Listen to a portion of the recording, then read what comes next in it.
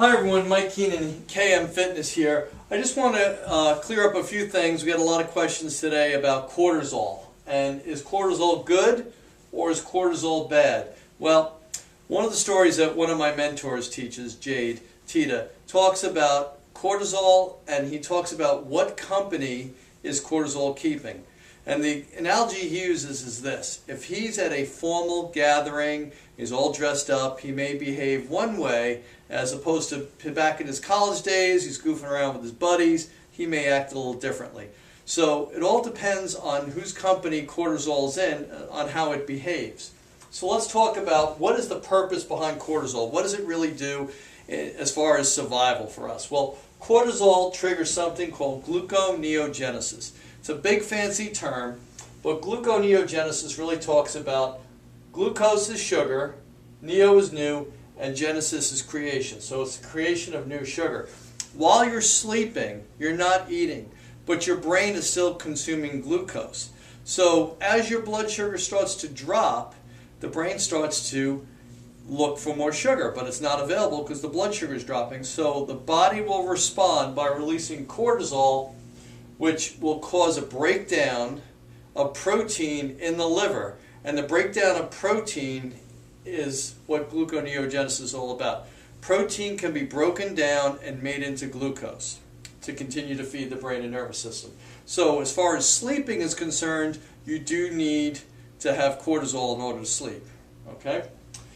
What else do we know about cortisol? We know that when cortisol combines with human growth hormone, it stimulates fat loss or fat metabolism. All right, you start to burn fat at an exaggerated rate. So we've talked about the idea of doing burst training, okay, in order to increase the HGA levels, and that's on other videos. But just know that cortisol is not the bad guy. Cortisol is there and it has a purpose. However, in our day-to-day living, we can manipulate our body and kind of make cortisol our enemy. So, cortisol can increase cravings. We just talked about cravings on the last video. What can increase our cortisol levels? Well, increased levels of stress can increase our cortisol level. Okay? Going into a starvation or a very low-calorie diet, okay, can also increase cortisol. Why is that? Because as the blood sugar drops, your brain and nervous system has to continue to function, so the body will secrete cortisol to get the new gluconeogenesis process started all up again so that your brain doesn't starve.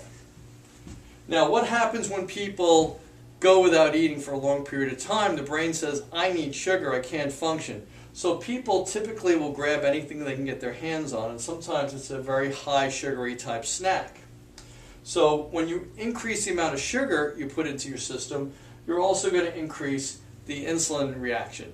So you're going to get a big insulin surge. So the fact that you were starving and increased your stress level, and then you fixed that by eating a lot of sugar, like a candy bar, created an insulin surge, plus the cortisol that was there, which increases fat storage.